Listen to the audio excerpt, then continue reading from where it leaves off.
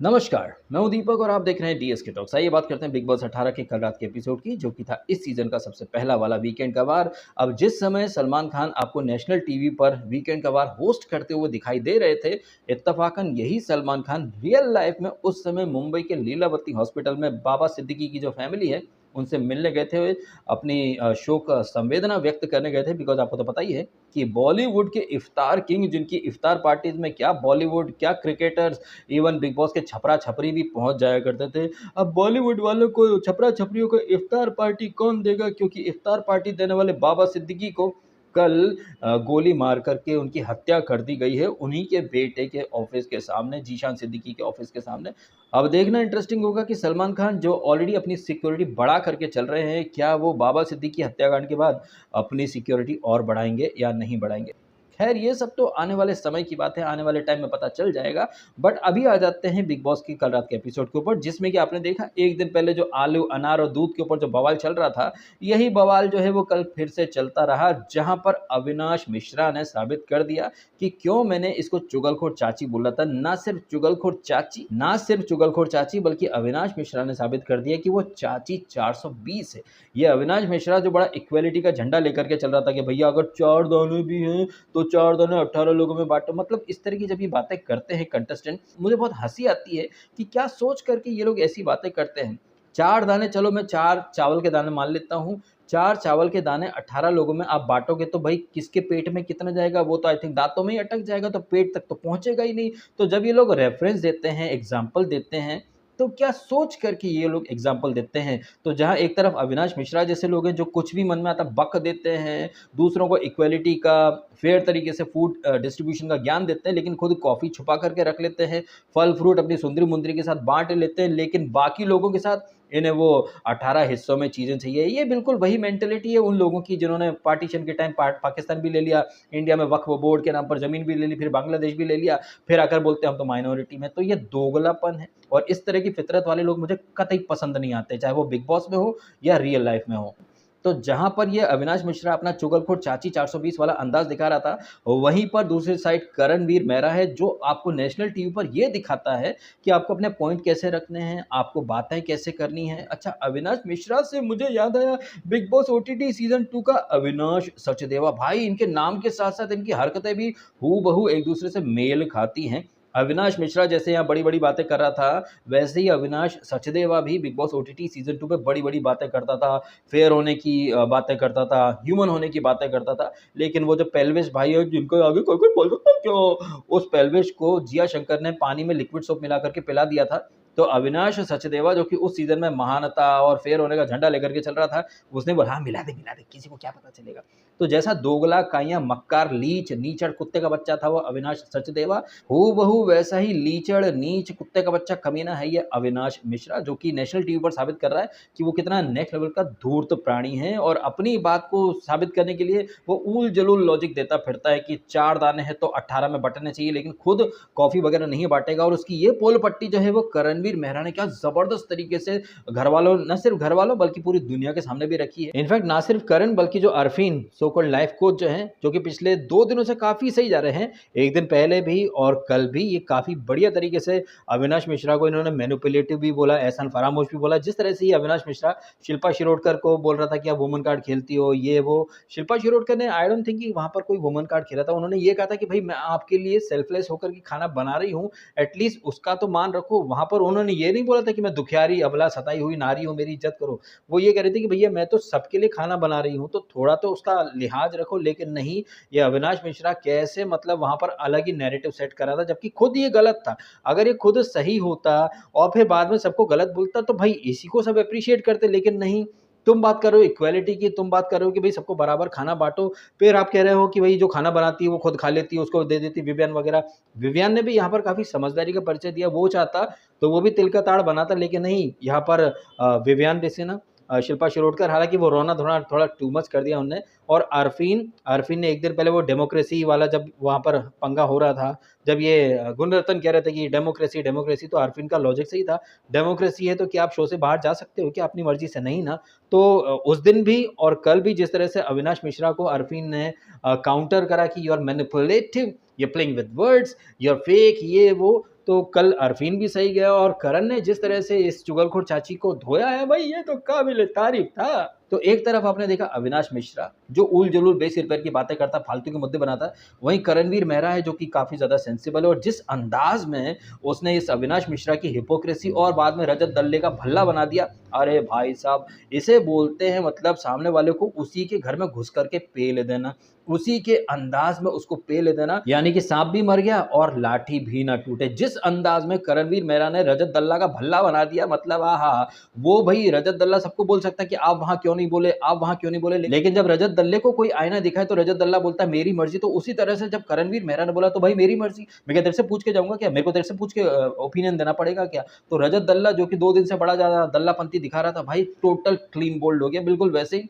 जैसे ये अविनाश मिश्रा जो है, इसको उसी के चक्रव्यूह में फंसा दिया था करणवीर मेहरा ने। जब ये कॉफी की बात निकल कर आई तो आपने देखा कि ये चुगलखोर चाची जो है कैसे बैकफुट पर चली गई थी, ना सिर्फ उस टाइम पर बल्कि बाद में वो जो एक टास्क हुई थी किसने मुखौटा लगा रखा है, तो जहां सलमान खान के अकॉर्डिंग 8 लोगों ने अविनाश मिश्रा को फेक बोला था, और वो तो डे 1 से फेक ही है। तो कल का जो एपिसोड था इस हरामखोर की हरामखोर पंथी से ही शुरू हुआ था जबरदस्ती में, मतलब वो विवेन डिसना उर्फ शेखू जो है वो आलू की टिक्की बना रहे हैं, वो बचे कुचे 3-4 आलू से। अब उस आलू की टिक्की में कितने लोगों का पेट भर पाएगा ये तो भगवान ही जाने, वो भी तब जबकि सबको पता है कि बिग बॉस में बेसिक राशन तो आने ही वाला है। ना सिर्फ बेसिक राशन आता है बिग बॉस में, बल्कि ऐसे भी कंटेस्टेंट है जिन्हें 15-15 मिनट में प्रोटीन सप्लीमेंट चाहिए रहता है, जैसे कि चिकन भनोट। तो ये जब ये लोग खाने के ऊपर ये जो बवाल करते हैं ना भिखमंगों की तरह, ऐसा लगता है कि ये हरामखोर सेलिब्रिटी जो कि करोड़ों कमाते हैं, मतलब कितने लीचड़ प्राणी हैं। 2 घूंट दूध के लिए, 1 चम्मच भर जो बाइट आए वो आलू की टिक्की, उसके लिए ये लीचड़ की तरह लड़ते हैं। और फिर यही सेलिब्रिटी जो है वो किसी अवार्ड शो में जाएंगे, किसी इवेंट में जाएंगे, तो लोगों को क्या बोलेंगे, भाई बी सेंसिबल, बी ह्यूमन, अपने से पहले दूसरों के बारे में सोचो प्लीज, अपने से पहले जो सड़क पर जो आवारा कुत्ते घूमते हैं उनके बारे में सोचो, स्ट्रे डॉग्स के बारे में, या फिर दिवाली आ रही ना तो भाई पॉल्यूशन की फिक्र करो। तो ये कितने दोगले होते हैं ये सेलिब्रिटीज, आपको बिग बॉस जो है वो दिखा देता है। जब ये बिग बॉस के अंदर रहते हैं तो एक एक चम्मच भर दूध के लिए ये लोग लड़ते हैं, और ऐसे लड़ते हैं कि जैसे बाप जमाने में इन्होंने कभी दूध देखा ही नहीं हो, गेहूं देखे नहीं हो, आटा देखा नहीं हो, जबकि इनको सबको पता है कि भाई सब आ जाएगा, बल्क में आता है। जैसे कि कल रात के एपिसोड में सलमान खान ने साबित कर दिया है नेशनल टीवी पर कि राशन जो था वो पर्याप्त से भी ज्यादा मात्रा में पर्याप्त था। तो बीच में राशन में धांधली किसने मारी, और किसने मारी, ये अविनाश मिश्रा और इस तरह के लोगों ने ही मारी, क्योंकि बग्गा जी एंड हेमा जी तो भाई जो आ रहा था ले जाओ भाई, तुम भी ले जाओ, तुम भी ले जाओ, तुम भी ले जाओ। उन्होंने तो एक तरह से लंगर सेवा चालू कर रखी थी वहां पर बिग बॉस के उस जेल के थ्रू, लेकिन बीच में ये सुंदरी मुंदरी और ये अविनाश जैसे लोग जो है वो भांजी मार गए। और वो क्या नाम उसका, रजत दल्ला, वो भी तो बल्क में चिकन लेकर के आ गया था फ्रिज में रखने के लिए। तो राशन जो था उसका तो कोई मुद्दा बनना ही नहीं चाहिए था, लेकिन यही तो बिग बॉस है। और ये तो मैं पहले ही बोल चुका हूं कि तांडव वाली थीम को जस्टिफाई करने के लिए हर कोई लड़ेगा। इनफैक्ट आपने बेशर्मी देखी होगी, थोड़ी देर पहले वो जो नाम का शहजादा है वो इस चाची 420 को सपोर्ट कर रहा था, किसके खिलाफ, करण और शेखू के खिलाफ। लेकिन जैसे ही करण ने बोला कि भैया इसने तो कॉफी चुरा ली है, छुपा ली है, तो ये शहजादा नाम का और ये चुगलखोर चाची जो कि एक टीम में थे, अब आपस में लड़ने लग गए और गोलमाल पिक्चर का सीन वहां पर रिक्रिएट कर दिया। लगाना लगाना, दिखाना दिखाना, तू टट्टी, तेरे मुंह से टट्टी जैसी बात आ रही है। हाँ भाई, खूब सूंघते सांगते होंगे ये लोग तो, इन कंटेस्टेंट जिन्हें काफी सारे लोग सेलिब्रिटी बोलते हैं, जिन्हें काफी सारे लोग मिलियंस की तादाद में फॉलो करते हैं, जिन्हें काफी सारे लोग अपना बाप मान चुके हैं, जिन्हें काफी सारे लोग अपना रोल मॉडल मान चुके हैं। आपके बाप, आपके रोल मॉडल वहां पर टट्टा टट्टी कर रहे हैं, तो आप भी अपने घरों में ये करना शुरू कर दो। अगर ऐसे लोगों को कोई सपोर्ट करना है तो उनके लिए ये मेरा स्टेटमेंट था।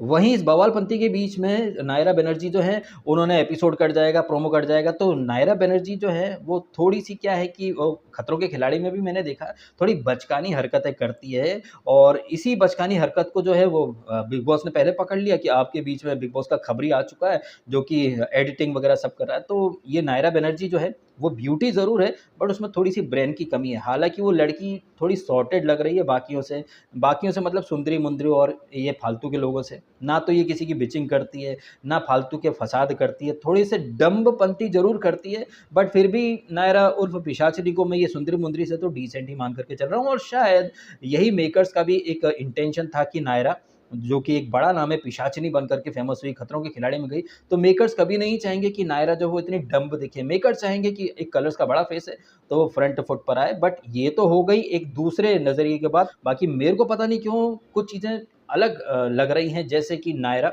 चूँकि वो फ्लो में बहुत कुछ बोल जाती है बगैर सोचे समझे, और कल फ्लो में उसने एपिसोड कट जाए, प्रोमो कट जाए। ये कहने का मतलब है कि जो स्क्रिप्ट है ना, उसे कहीं नायरा आगे चलकर और ज़्यादा रिवील ना कर दे, इसलिए सलमान खान के थ्रू मेकर्स ने पहले ही एक लगाम लगा दी कि नायरा बेगम आप बहुत कुछ बोलो, लेकिन भाई वो मत बोलो जिससे कि मेकर्स की पोल पट्टी खुल जाए और डीएसके जैसे लोगों को मेकर्स को एक्सपोज करने का मौका मिल जाए। तो नायरा मैडम उर्फ पिशाचिनी को जो ट्यूशन दिया गया था, उस ट्यूशन देने की जो वजह है वो कुछ और थी। ये कहना कि आपको जहाँ बोलना होता वहाँ नहीं बोलती, भाई ये तो एक जायज़ था। सिंपल सी बात ये थी कि नायरा तुम फ्लो में या स्क्रिप्ट रिवील कर रही हो, प्लीज उस चीज पर लगाम लगाओ। तो ये जो नायरा फ्लो में बोल गई थी, एपिसोड कट गया, प्रोमो कट गया, इसी दौरान आपने देखा था वो क्या नाम है यार, फिर नाम भूल जाता हूँ। अरे वो साउथ इंडिया की फुद्दू फटरी ना, सुकृति सुकृति बोलता फिरता हूँ, उसका नाम श्रुतिका। हाँ, श्रुतिका को जिस तरह से विवियन डिसेना उर्फ शेखू ने बहुत ही सेंसिबल तरीके से समझाया, मतलब पहले तो मुझे लगा कि भाई वो क्या बोल रहा है, लेकिन जिस तरीके से उसने बोला ना कि you are an honour of my brother, और मैं नहीं चाहूंगा कि कोई तुम्हारे बारे में कुछ गलत सोचे, भाई बहुत ही मतलब इसको बोलते हैं मैच्योरिटी। जिस तरीके से ये श्रुतिका को समझा रहा था, कंसोल कर रहा था, और वो रो रही थी, अब इसमें रोने की ऐसी कोई बात तो थी नहीं। हाँ, शायद उसे लगा हो कि भाई मतलब बाहर क्या दिख रहा होगा क्या नहीं दिख रहा होगा। तो हेमा जी और विवियन ने जिस तरीके से इसको श्रुतिका को हैंडल करा, उसे कंसोल करा, एक बड़े भाई की तरह समझाया, भाई ये तो काबिले तारीफ बात। और इस मैच्योरिटी और सेंसिबल अंदाज से कहीं ना कहीं वो जो टॉप 2 का जो स्पॉट उसको सीजन के स्टार्ट में दिया गया है ना, तो वो कहीं ना कहीं उसको जस्टिफाई करने के अपने मिशन में लग चुका है। अच्छा, आपको तो ऑलरेडी पता है कि ये जो विवियन डिसेना है, ये बाय डिफ़ॉल्ट टॉप 2 के अंदर है, और जहाँ तक मेरा मानना है, चूँकि उसने कहा है कि 8 साल से कलर्स वाले उसके पीछे थे, वो नहीं आया, वो नहीं आया। अब आया है, आया हूँ, कुछ तो लेके जाऊँगा। तो विवियन डिसेना अगर टॉप 2 में है, तो क्या किसी वोटिंग की वजह से? क्योंकि मुझे अक्सर कमेंट आते हैं मित्रों कि जो विनर बनता है, वो वोटिंग की वजह से विनर बनते हैं। डीएसके तो खुद भी बोलता रहता है। तो मैं आपसे एक ही सवाल करना चाहूँगा, स्पेशली उन लोगों से जो बार-बार बोलते हैं कि वोटिंग से विनर बनते हैं, वोटिंग होती है, ऑर्गेनिक फैन्स का क्रेज़, तुम क्या जानो डीएसके। तो मैं आपके सामने एक छोटा-सा एग्ज़ाम्पल रखता हूँ। बिग बॉस 14 की जो विनर है, रूबीना दिलक, जिसे लोग हिस्टोरिकल विनर बोलते हैं, गोट बोलते हैं, पता नहीं क्या-क्या बोलते हैं। काफ़ी कमेंट भी आए मुझे कि भाई ऑर्गेनिक फैन्स ने रूबीना को जिताया था। तो रूबीना को जिताने वाले ऑर्गेनिक फैन्स झलक दिखलाजा के टाइम मर गए थे क्या? या कहीं चले गए थे जुपिटर, मार्स पे? क्योंकि अगर आपने देखा है तो झलक दिखलाजा जो है वो बिग बॉस 14 के बाद में आया था, और बिग बॉस 14 के टाइम पर अगर रूबीना दिलक की फैन फॉलोइंग इतनी ऑर्गेनिक थी, इतनी महान थी, तो क्या आपको नहीं लग रहा कि वो फैन फॉलोइंग जो कि बिग बॉस 14 के टाइम पर ज़बरदस्त थी, वो झलक दिखलाजा के टाइम तक तो और ज़्यादा ज़बरदस्त हो चुकी होगी? यानी कि यार मल्टीफ़ोल्ड हो चुकी होगी, वो जो फैन फॉलोइंग है 10 गुना 20 गुना बढ़ चुकी होगी। लेकिन आपने झलक दिखलाजा देखा था रूबीना वाला सीज़न? रूबीना दिलक, एक लड़की गुंजन, और सोशल मीडिया पर जिसके ज़्यादा फॉलोअर्स है कौन? फैज़ू। ये 3 लोग टॉप 3 में आते हैं। अब इत्तेफ़ाक की बात देखिए कि ये जो टॉप 3 में लोग हैं, रूबीना, गुंजन और फैज़ू, इन तीनों को इक्वल वोट आते हैं। वाह! एक वो फैज़ू जिसके सोशल मीडिया पर सबसे ज़्यादा फॉलोअर्स थे, उसे भी उतने ही वोट। गुंजन, जिसकी आई डोंट थिंक कि कोई फैन फॉलोइंग रही भी होगी, उसे भी उतने वोट, और बिग बॉस 14 की हिस्टोरिकल विनर चुबीना, उसे भी उतने ही वोट। आहा! कुछ भी वो भी तब जब किसी के मिलियंस ऑफ फॉलोअर्स थे, तो किसी के कुछ हज़ार की तादाद में फॉलोअर्स थे। लेकिन ऑर्गेनिक फैन्स अगर किसी को विनर बनाते वोट करके, तो यहाँ पर रूबीना को तो सबसे ज़्यादा वोट आ जाने चाहिए थे ना, क्योंकि बिग बॉस 14 में जिन फैन्स ने उसे विनर बनाया, तो वही फैन्स उसको झलक में विनर क्यों नहीं बना पाए? और वहाँ पर करण जौहर का लॉजिक कि हिस्ट्री में फर्स्ट टाइम 3-3 कंटेस्टेंट को वोट जो है वो टाई हो गए, तो ये जो कंटेस्टेंट को जो वोट आए, साथ में जूरी मेंबर्स के वोट मिला करके गुंजन नाम की जो लड़की है 7-8 साल की, उसे ट्रॉफी दे दी गई। तो यहाँ पर ना मेरा एक ही सवाल है उन लोगों से जो कहते हैं कि ऑर्गेनिक फैंस के जो वोट होते हैं उसकी वजह से कंटेस्टेंट जीतते हैं, तो ऑर्गेनिक फैंस जो थे रूबीना के, वो झलक के टाइम पर कहाँ चले गए थे? और मैंने उस टाइम पर भी एक वीडियो के थ्रू कहा था कि जो गुंजन नाम की लड़की है, इसे डांस दीवाने में ट्रॉफी नहीं दी गई थी, तो उसका कंपनसेशन किया गया वहाँ पर झलक दिखलाजा में। करिश्मा तन्ना, जैसे कि बिग बॉस 8 में रनर अप का टैग मिला था, वो खतरों के खिलाड़ी के एक सीज़न में जीत जाती है। तो ये चीज़ें कैसे अंदर खाने में होती हैं, कैसे नहीं होती हैं, ये मुझे अच्छे से पता है, और इन्हीं पैटर्न को पकड़ कर के मैं यहाँ मान कर के चल रहा हूँ कि करणवीर मेहरा, जो कि मुझे अब तक सबसे अच्छा लग रहा है, उसके बात करने के तरीके, उसके एग्ज़ाम्पल देने के तरीके, चीज़ों को समझाने के तरीके, जैसे कि कल रात को उसने कहा ना कि मैं घर पर मच्छर ऐसे मारता हूँ, और शो में आकर के मैं नहीं, नहीं, नहीं, ये ऐसे नहीं, वैसे ये ऐसे करना। तो वो तो मतलब फेक पर्सनैलिटी हो जाएगी ना। तो जिस तरीके से मैं अपनी बातें एक्सप्लेन करता हूँ, समझाता हूँ, मुझे वैसी की वैसी चीज़ें करणवीर मेहरा के अंदर भी दिख रही है। वो सबसे सॉर्टेड भी लग रहा है मुझे, बट इतना सब होने के बावजूद मैं ये ऑलरेडी मान करके चल रहा हूँ कि वो नहीं जीतेगा बिग बॉस, क्योंकि उसको ऑलरेडी खतरों के खिलाड़ी की ट्रॉफी दे दी गई है और इस सीज़न में ना कोई वोटिंग हुई है, ना कोई कुछ हुआ है। लेकिन बाय डिफ़ॉल्ट विवेन डिसेना जो है वो टॉप 2 में है, तो टॉप 2 में अगर वो गया है तो किसके वोट के बेसिस पर गया है? ये जो स्क्रिप्ट होती है, जो कि मैंने झलक दिखला जा के रेफरेंस से आपको बताया, 3-3 लोगों के वोट एकदम से टाई, ऐसा कौन-सा सिस्टम है भाई? सो करोड़ों की तादाद में वोट आए और एकदम से वोट टाई हो जाते हैं। किसको चूतिया समझते हैं ये मेकर्स, लेकिन नहीं, कुछ लोगों को अब भी लगता है कि नहीं, वोटिंग ट्रेंड, वोट से विनर बनते हैं, तो वो लोग अपने ख़्यालों की दुनिया में रह सकते हैं। वैसे वोटिंग ट्रेंड बनाने वालों ने तो आपको बताया होगा कि इस वीक किसका एलिमिनेशन होगा, ये टॉप पे है, वो बॉटम पे, शॉकिंग, रॉकिंग, मॉकिंग, टॉकिंग, फॉकिंग, कैसे-कैसे ये लोग वोटिंग ट्रेंड बना देते हैं। लेकिन क्या किसी का एलिमिनेशन हुआ इस बार? किसी का एलिमिनेशन नहीं हुआ। और ये तो मैंने जब नॉमिनेशन वाली टास्क हुई थी उसी दिन बोल दिया था। इनफैक्ट वो जो नॉमिनेशन वाली टास्क थी उसको तो मैंने ठीक से कवर भी नहीं करा और मैंने अपने रिव्यू में कहा भी था कि भाई ये जो नॉमिनेशन टास्क ये फालतू है, इसका कोई सेंस नहीं बनता। और आपने कल देखा भी होगा, सलमान खान ने बहुत सारे पॉइंट डिस्कस करे, लेकिन वो जो नॉमिनेशन था उसके ऊपर तो सलमान खान ने भी कोई टीका टिप्पणी नहीं करी, बिकॉज वो वेस्ट ऑफ टाइम थी। वो जो टास्क थी सिर्फ घर वालों को आपस में लड़ाने भिड़ाने की निंजा टेक्निक थी। उस जो नॉमिनेशन टास्क है उसका कोई सेंस था ही नहीं। लेकिन इसके बावजूद काफी सारे लोगों ने नॉमिनेशन टास्क में हो गया बवाल, नॉमिनेशन टास्क में ये हो गए लोग नॉमिनेटेड, अब ये टॉप पर वो बॉटम पर, जाओ जाओ अपने फेवरेट को बचाओ। वाह वाह। जबकि वो लोग जो आपके सामने वोटिंग ट्रेंड रखते हैं ना, वो लोग ना मेकर्स के व्हाट्सएप ग्रुप के मेंबर्स हैं, उन्हें पहले से पहले अपडेट आ जाती हैं, उनके पास प्रोमो आ जाते हैं। यही नहीं मित्रों, उन लोगों को कलर्स टीवी अप्रूवल दे देता है कि वो लोग अपने अपने चैनल पर आने वाले एपिसोड के प्रोमो भी डाल सकते हैं। कहने का मतलब है कि वो लोग जो खुद मेकर्स की एक प्लानिंग का हिस्सा है, कैसे आपको बेवकूफ़ बनाते हैं वोटिंग ट्रेंड के नाम पर। जबकि उन सब लोगों को पता है कि जितने भी कंटेस्टेंट हैं वो मिनिमम कम से कम 2 वीक की एमजी लेकर के आते ही हैं। हर साल आप देखते हैं मिनिमम 2 वीक तक तो एक कंटेस्टेंट रहता ही है, उसके बाद एलिमिनेशन वगैरह की नौटंकी शुरू होती है। लेकिन कैसे वो लोग जो खुद मेकर्स के पेरोल पर हैं, जिन्हें प्रोमो वगैरह अपने अपने चैनल पर डालने की परमिशन प्राप्त है, वो कैसे आपको कह करके बेवकूफ़ बनाते हैं। ये सारी बातें मैं बहुत बार पहले भी बोल चुका हूँ, कल भी मैंने बोला आपके सामने कि कैसे निया शर्मा और ये जो कलर्स के जो ठुल्ले हैं उन सब ने मिल करके पब्लिक को बेवकूफ़ बनाया। निया आ रही है, निया आ रही है, नहीं आ रही है, निया ने दिया धोखा। अरे निया को आना ही नहीं था, आप लोग चूतिया हो तो चूतिया आपको बना करके वो चलेगी। खैर अब आ जाते हैं सलमान खान की जो होस्टिंग वाला सेगमेंट था उसके ऊपर। तो आपने देखा सबसे पहले सलमान खान शिल्पा शिरोडकर से ही बातें करते हैं, शिल्पा शिरोडकर इमोशनल हो जाती है, सलमान खान बोलता है अभी तो पहला ही वीक है, अभी से ये हाल हो गए आपके। हालांकि शिल्पा शिरोडकर को थोड़ा सा सपोर्ट देने के लिए वो अविनाश मिश्रा और चाची को एक इनडायरेक्ट धमकी दे देते हैं कि भाई सीनियर है, रिस्पेक्ट के दायरे में रहकर बात करो, अदरवाइज इस शो के बाहर दुनिया और भी है, कभी तो बाहर मिलोगे। ये इनडायरेक्ट एक धमकी थी। हालांकि धमकी से मुझे याद आया गुण रतन, जिस तरह से वो मेकर्स को धमकी देते रहते हैं, ऑन कैमरा बोलते हैं अच्छा नहीं होगा, याद रखा जाएगा, मुंबई मेरे से डरती है, दाऊद मेरे से डरता है।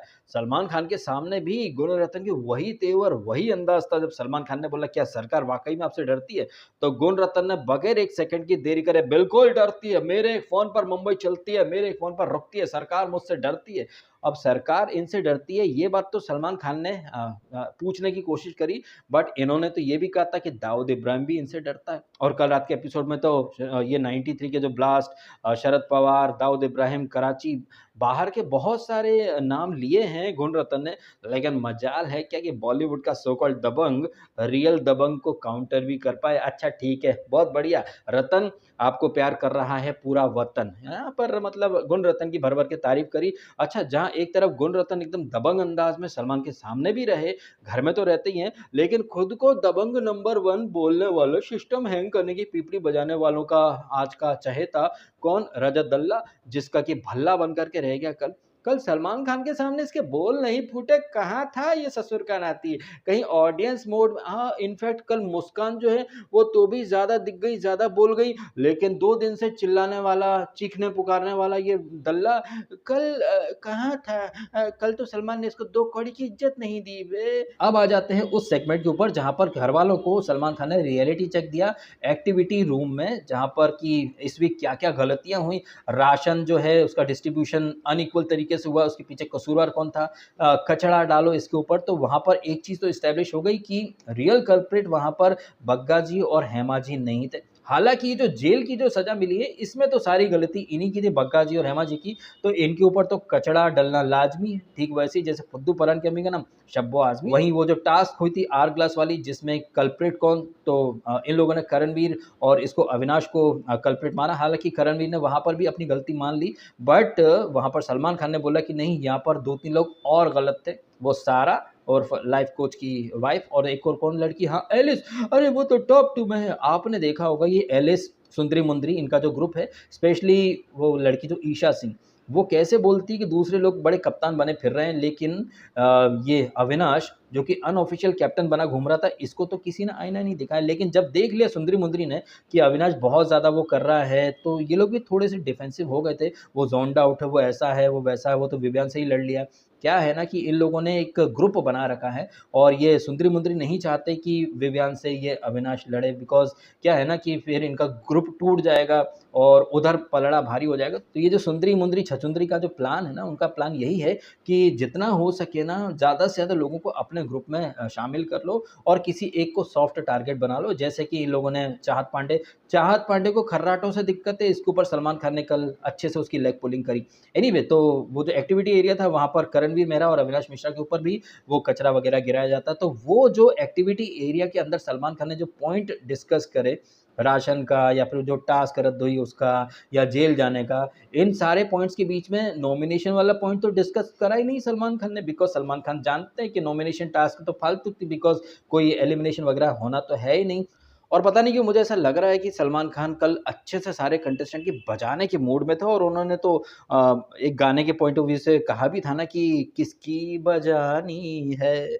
तो वो चाहते तो बहुत सारे कंटेस्टेंट की बजा सकते थे, सुंदरी-मुंदरी को अच्छे से आईना दिखा सकते थे, लेकिन नहीं, चूँकि तांडव वाली थीम है, तो भैया तांडव जो लोग कर रहे हैं, उनको थोड़ा-सा ग्रीन सिग्नल और देते हैं कि जाओ, जाओ करो यार, सो दैट अगले वीक मेरे को बोलने के लिए कुछ तो मिल जाए। और जिस तरह से हमने आज रात के एपिसोड का प्रोमो देखा, जहाँ पर लाफ्टर शेफ की टीम आ रही, भारती, कृष्णा, सुदेश लेरी, मतलब भारती का वही लिप्टम चिप्टी, मेरे पति, ये वो, मतलब ये मैं क्रिंजपंती मेरे को देखने में बिल्कुल कोई इंटरेस्ट है नहीं। तो जितनी भी आई थिंक इम्पोर्टेंट बातें होनी थी वो कल के एपिसोड में हो चुकी हैं और आज रात के एपिसोड में तो लाफ्टर शेफ वाले आएँगे तो कॉमेडी, क्रिंज जोक्स, फिर वो एक पिक्चर का प्रमोशन करने वाली जो राजकुमार राव और मलाइका शेरावत, तो आज के एपिसोड में कुछ खास चीज़ें होने वाली हैं नहीं। जो कल जो हो गया वो हो गया और जिसमें कि चाची 420 डिक्लेयर हो गया ये अविनाश मिश्रा, वहीं करणवीर मेहरा साबित कर गया कि वो जो करण नीति का जो स्टिकर था ना, वो एक्चुअली में करण कुंद्रा नहीं, करणवीर मेहरा डिज़र्व करता है। वैसे करणवीर मेहरा का जिगरी है विवियन डिसेना और वह इस सीज़न का बाय डिफ़ॉल्ट बना हुआ टॉप 2। करणवीर मेहरा और विवियन एक्चुअली में साबित कर रहे हैं कि वो दोनों ही इस सीज़न के हीरो हैं। बस 19-20 का फ़र्क है। क्या है कि करणवीर मेहरा जहाँ खुद को साबित करके टॉप 3, टॉप 2 में जाने की कोशिश कर रहा है, वहीं विवियन डिसेना जो है वो ऑलरेडी थाली में टॉप 2 की जो मिठाई है वो खा कर के आ चुका है। बट कल के एपिसोड में ये दोनों ही सही गए। अब जब विवेन डिसेना, भले ही मैं उसे फिक्स विनर बोलूँ, पसंद करूँ ना करूँ, लेकिन कल ये बंदा सही गया तो सही गया है, तो खाम-खा में काहे उसको क्रिटिसाइज़ करूँ।